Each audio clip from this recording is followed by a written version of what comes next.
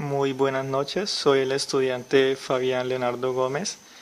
En este caso vamos a explicar sobre la arquitectura de von Neumann. La arquitectura de von Neumann es una familia de arquitectura de computadoras que utilizan el mismo dispositivo de almacenamiento tanto para las instrucciones como para los datos. Se dice que von Neumann describió el fundamento de todo ordenador eléctrico con programas almacenados. Describía a diferencia de cómo pasaba anteriormente, cómo podía funcionar un ordenador con sus unidades conectadas permanentemente y su funcionamiento estuviese coordinado desde la unidad de control. A efectos prácticos es la CPU. Aunque la tecnología ha avanzado mucho y ha aumentado la complejidad de la arquitectura inicial, la base de su funcionamiento es la misma y probablemente lo seguirá siendo durante mucho tiempo. Antes de entrar en detalles de las unidades tenemos que conocer lo siguiente: los registros y los buses. Los registros es el lugar donde se almacenan temporalmente los datos que están en movimiento para procesarlos. Y los buses son las uniones entre las distintas unidades, la memoria y los periféricos. Ahora vamos a hablar sobre la unidad central de proceso, la CPU. Es la unidad encargada de controlar y gobernar todo el sistema que comprende una computadora. La CPU consiste en el circuito integrado formado por millones de transistores que está diseñado para poder procesar datos y controlar la máquina. Como ya sabéis, es un factor clave para la potencia de la computadora. La CPU dispone de dos unidades en su interior: la unidad de control y la unidad aritmética. Se dice que la unidad de control se encarga de leer las instrucciones de los programas almacenados en la memoria y se encarga de enviar las órdenes a los componentes del procesador para que ejecuten las instrucciones. Y la unidad aritmética lógica es la encargada de realizar todas las operaciones aritméticas, sumas, multiplicaciones y las lógicas comparaciones. Esta unidad puede tener distintos diseños. El de la imagen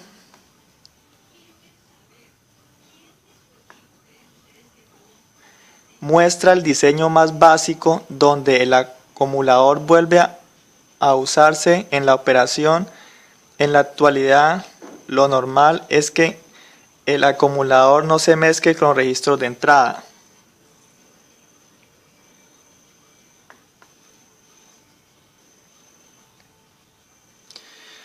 Ahora vamos a hablar de los buses. Se dice que todos estos elementos se comunican entre sí a través de buses, ya sea para manejar las acciones a realizar por la máquina o para mover los datos. Hay tres tipos de buses.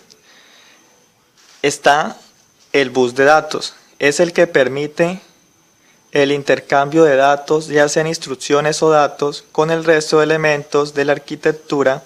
Es decir, mediante el bus de datos, la unidad de control recibe las instrucciones y la ALU los datos desde la memoria, al igual que también los envían por este medio. También tenemos el bus de instrucciones. Es el que transmite las direcciones de memoria que van a ser usadas desde la CPU para poder seleccionar los datos que serán usados. El bus de control es el que transporta las órdenes generales por la CPU para controlar los diversos procesos de la máquina. Ahora vamos a hablar de la motherboard, tarjeta madre. La motherboard significa tarjeta madre y en la práctica se trata de la tarjeta principal de la computadora. Es una serie de placas plásticas fabricadas entre otros materiales a base de un material llamado pertinax, el cual es insensible al calor y muy resistente. En estas placas se encuentran una gran cantidad de líneas eléctricas, los buses, que interconectan diferentes tipos de conectores soldados en las mismas. A esta placa se le conectan todos los demás dispositivos necesarios para el correcto funcionamiento del equipo.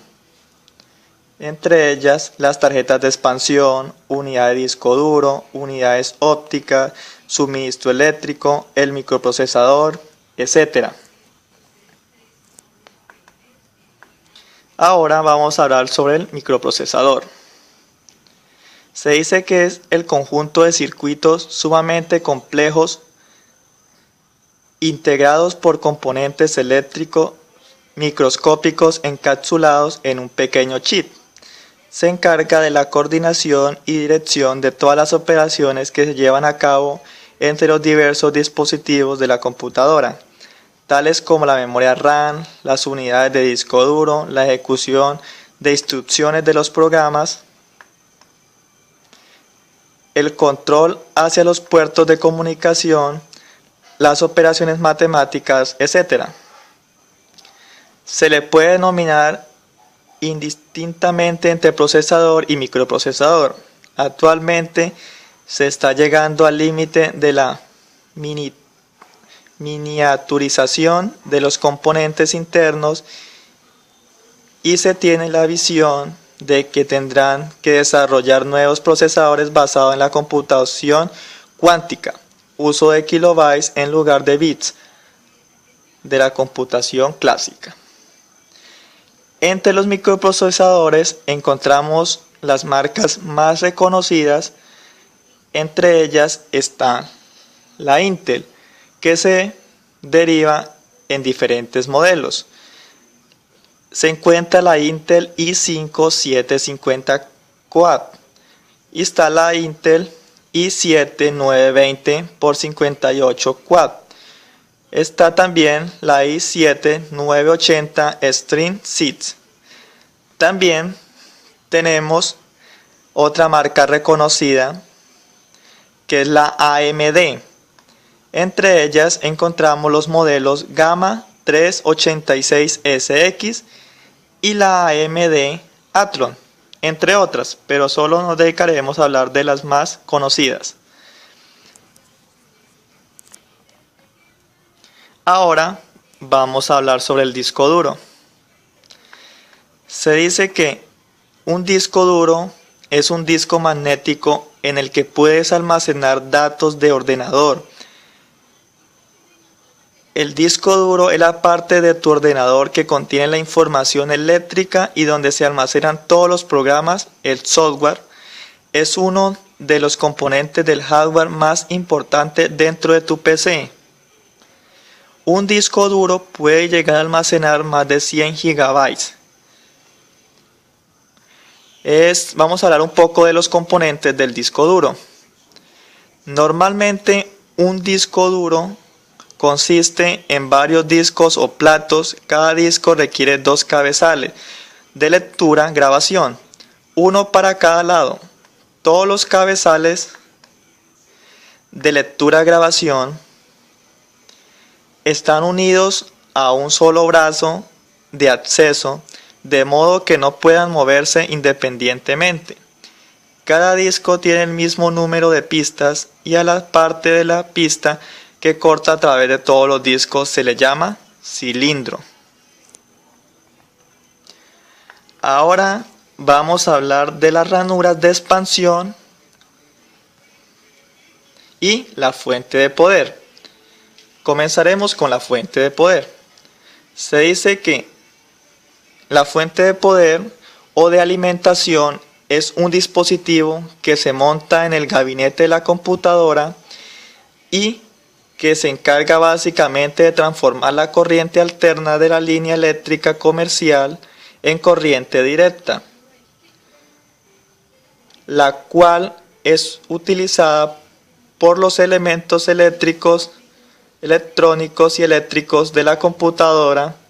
Otras funciones son las de suministrar la cantidad de corriente y voltaje que los dispositivos requieren, así como de protegerlos de subidas de problemas, el suministro eléctrico como subidas de voltaje. Ahora pasaremos a hablar de las ranuras de expansión.